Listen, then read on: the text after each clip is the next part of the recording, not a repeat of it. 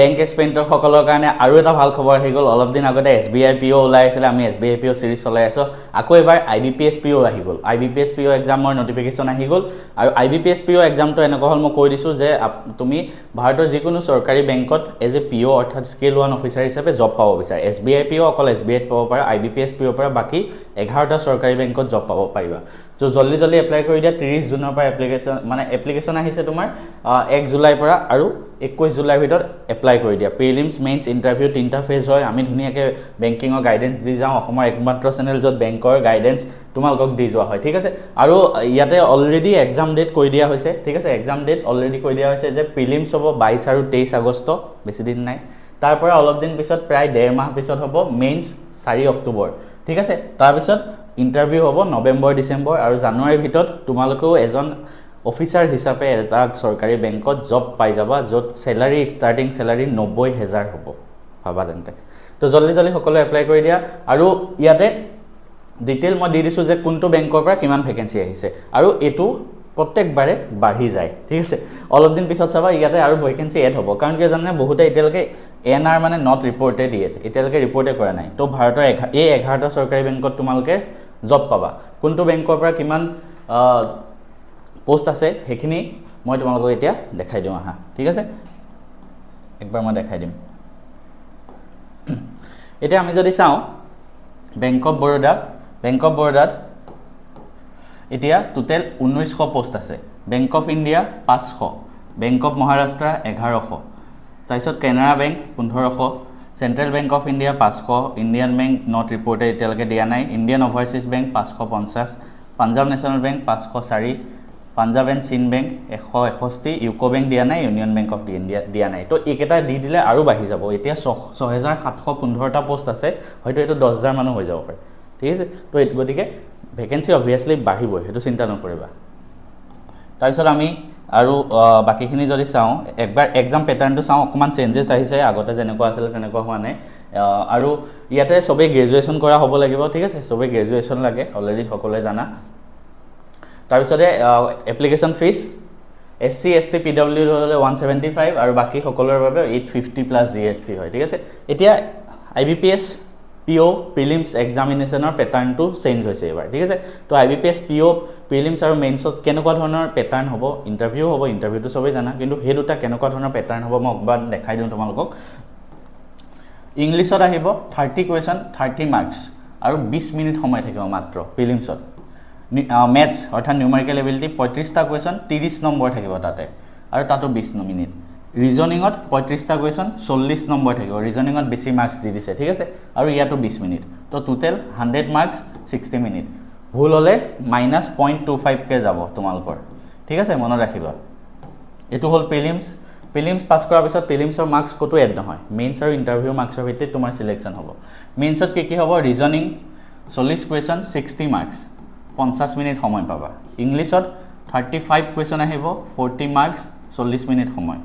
Data analysis and interpretation অৰ্থাৎ মেথছৰ ইয়াত বেছি DI এৰিথমেটিক এইবিলাক আহে, তাতে 35টা কুৱেশ্যন আহিব 50 নম্বৰ 45 মিনিট সময়। তাৰপিছত জেনেৰেল এৱাৰনেছ আহিব আৰু বেংকিং নিউজ বেছি আহে ইয়াতে, 35 কুৱেশ্যন, ইয়াতো 50 নম্বৰ 25 মিনিট সময় দিছে ইয়াত।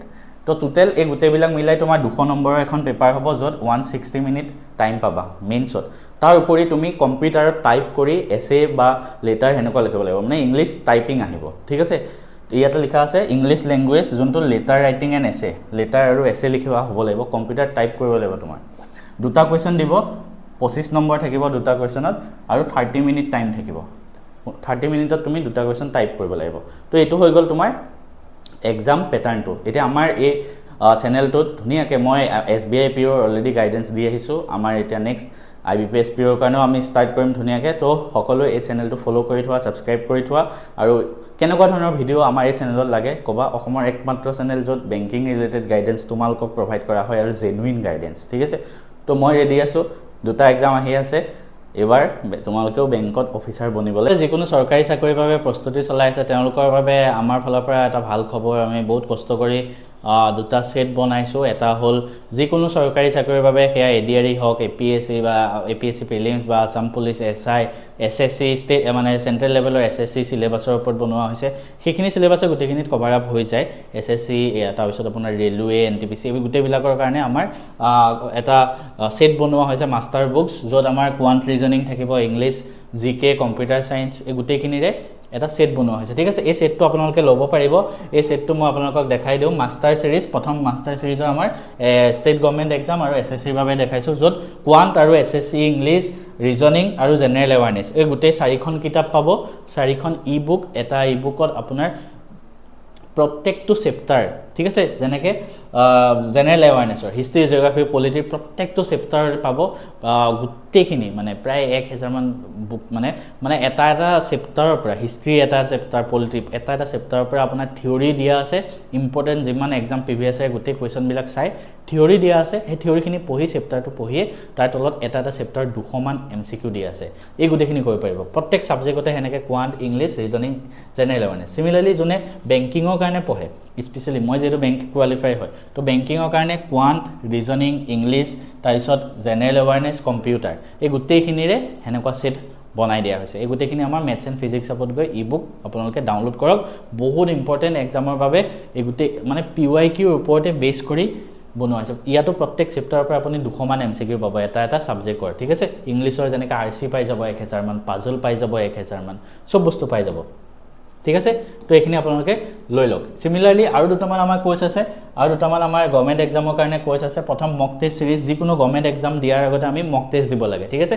কাৰণ আমি তেতিয়াহে গম পাম আমাৰ এই আগৰ কেখন আপোনাৰ ই বুক হয় কিন্তু আমি পৰীক্ষা দিয়া নিচিনাকৈ মক টেষ্ট দিব লাগিব তো তাৰ বাবে আমাৰ এটা মক টেষ্ট সিৰিজ জিএছৰ বাবে আছে প্ৰায় 5000 মান এমচিকিউ ঠিক আছে এই মক টেষ্ট সিৰিজটো আপোনালোকে ল'ব পাৰিব যিকোনো চৰকাৰী চাকৰিৰ বাবে ঠিক আছে বেংকিঙক বাদ দি কাৰণ বেংকিঙত এইবিলাক বস্তু নাহে জিকে তো জিএছ পাৰ্টৰ পৰা হিষ্ট্ৰী জিঅ'গ্ৰাফি পলিটি ইকনমিক্স আৰু আসাম জিকেও ইনক্লুডেড আছে ঠিক আছে ষ্টেটিক জিকে প্ৰত্যেকখিনিৰ পৰা 5000 এমচিকিউ বনাই দিছোঁ এটা চেপ্টাৰৰ পৰা মানে 100 এনেকুৱা এমচিকিউ বনাই দিয়া হৈছে এইটো আপোনালোকে নিজে পৰীক্ষা দিয়া নিচিনাকৈ এটেম্প কৰিব পাৰিব আৰু পিডিএফও পাব তো এই গোটেইখিনি এইটো জিএছৰ মক টেষ্টটো ল'ব পাৰিব আৰু তাৰপিছতে আমাৰ আৰু কি আছে এই গোটেইখিনি বস্তু আপোনালোকে ল'ব পাৰিব ইয়াৰ উপৰি আপোনালোকৰ আমাৰ আৰু কিছুমান কোৰ্স আছে যেনেকৈ আমাৰ মেথছ এণ্ড ৰিজনিং যিকোনো চৰকাৰী চাকৰিৰ বাবে আছে এই গোটেইখিনি বস্তু আপোনালোকে মেথছ এণ্ড ফিজিক্স হাব এপটো ডাউনলোড কৰক গুগল প্লে ষ্টৰত গৈ এই এপটো ডাউনলোড কৰক যোনটো 10K প্লাছ ডাউনলোড আছে 4.4 ষ্টাৰ ৰেটিং আৰু তাত গৈ আপোনালোকৰ যোনটো